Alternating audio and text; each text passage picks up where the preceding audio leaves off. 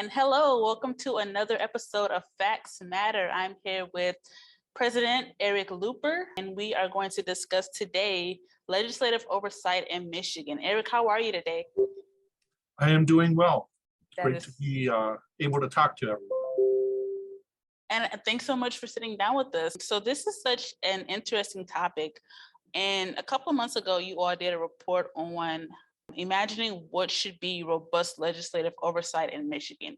Can you talk about that report a little bit and what it means to legislatures in Michigan? So the Citizens Research Council is in a unique position to do this sort of, I think, what would normally be academic work, thinking about issues of legislative oversight, but to really look at the Michigan structure and really think about it in an applied way. So it's not just the theory of what makes good oversight, but actually digging in, looking at the structures in place in Michigan, the processes in place in other states, and how to marry those to try to improve oversight. Admittedly, legislative oversight isn't the sexiest, issue in the world.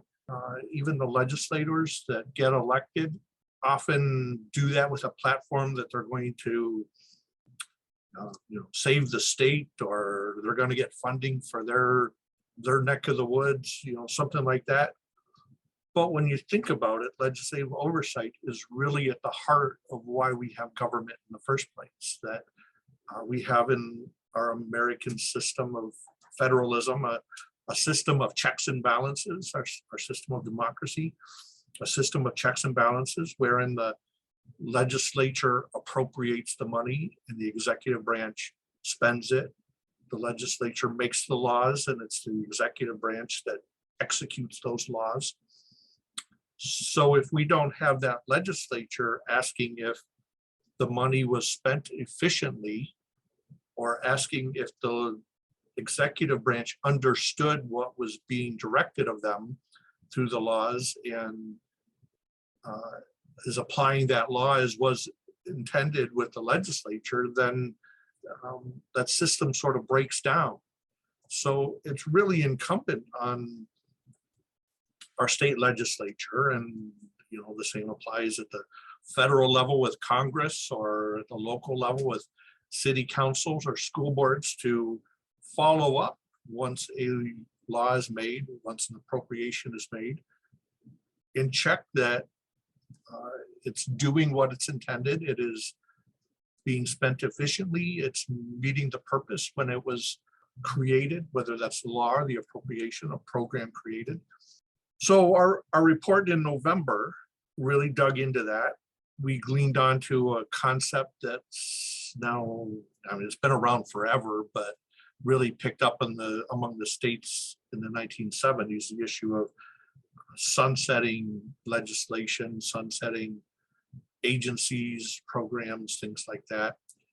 And when we say a sunset, that means that you put an expiration date on it, that this agency, this program will operate for the next 10, 12 years, and there's a date certain at which it ends, unless the legislature revisits that, says it's meeting its intended purpose and we want it to keep doing that.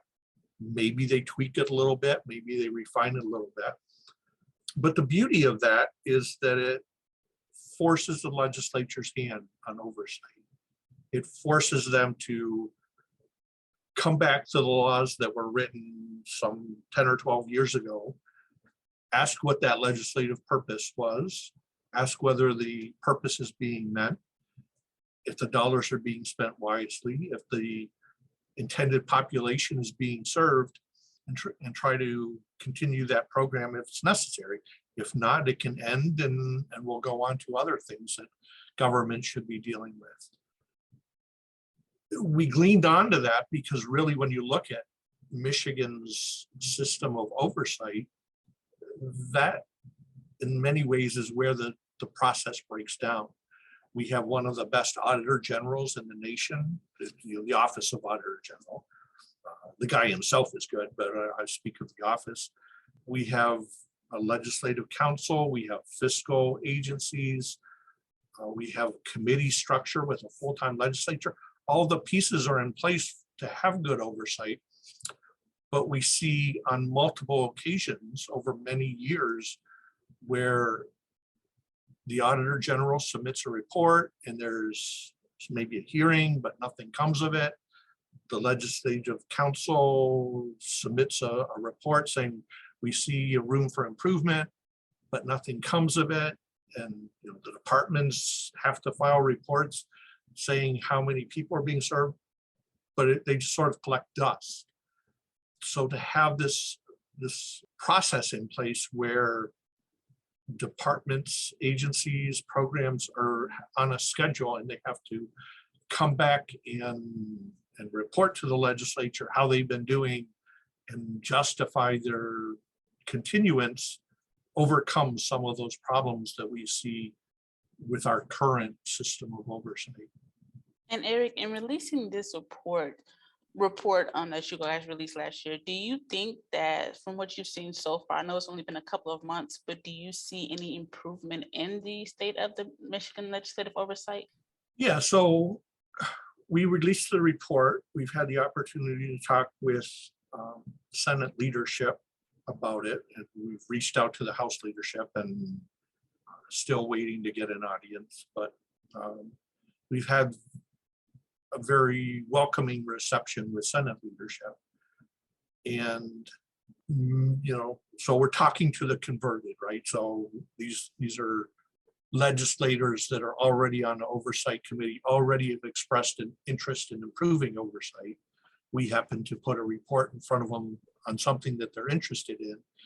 So the answer to your question, yes, there's some improvement because now they're talking about what can be done different, how they can create more of that structure going forward to continue that oversight.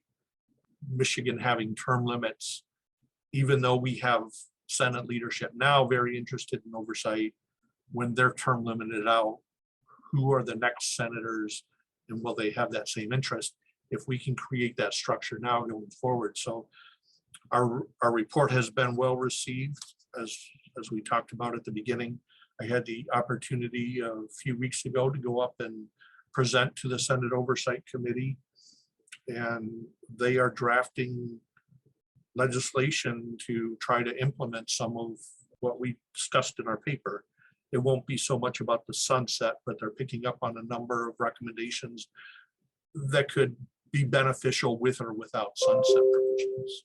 And then Eric, after you had the opportunity to testify before the Senate, you released a blog piece just about how to strengthen Michigan's structure for legislative oversight. Can you talk a little bit about that? You made 2 points about 2 issues that really hampered the legislative oversight in Michigan, which are the term limits and then just the structure. Can you talk a little bit about that? Yeah, so the blog piece summarized much of what we've been talking about, what was in the paper and the fact that we went up and talked to the legislature about it. The report has a number of recommendations at the end, and several of them are designed to overcome a weakness in the Michigan system created because Michigan has among the strictest limits on legislators through term limits. The term in office, 3 terms in the House or 2 terms in the Senate, is very short compared to other states. And we have a lifetime limit. Once you've served those 6 years in the House or 8 years in the Senate, you're done. You can't come back and serve another term in the House or come back to the Senate. So, that creates its own system. We've already talked about the leadership and the vacuum created when a senator that really is interested in oversight leaves, but it creates sort of a process problem going forward. So on the one hand, you need to have rules that go forward. So how our current Senate oversight committee performs its job might change. And if you're in the executive branch department doing something, you might want to know what the rules are, what to expect from oversight from the legislature. So having that created and lasting beyond term limits is important. Legislative intent is important, right? So I might pick up a law that was written in the 1990s and read it in my context of 2022 and interpret that legislative intent different than they did at that time. So we recommend, with or without sunset provisions, creating a system where that legislative intent is clearly stated at the outset of a piece of legislation. And there's other ideas like that to really break down and provide the opportunity. So the next class of legislators after this group term limits out, or the class after that, will have the benefit of having a system in place and a process to know what sort of problem an agency or a program is meant to fix, and what the intent was. And so we can do a lot more to help oversight, and they're really small changes in the bigger context of everything that goes on in the legislature. And thank you for that, Eric. Is there anything that you would like to add just about the overall report, overall picture of the Michigan oversight, or just the piece or testimony in general? No, as I said, some of the senators on that oversight committee have drafted legislation. It's bicameral or bipartisan legislation.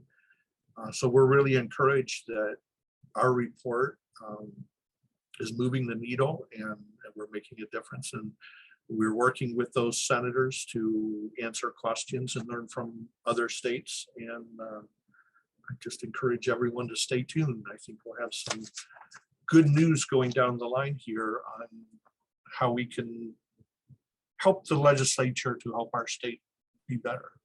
And that's exciting. I'm sure they're excited to learn from you and the research that you've provided to them thus far. Thank you so much, Eric. This concludes our episode of Facts Matter. Thanks so much for joining us, Eric. Until next time. Until next time.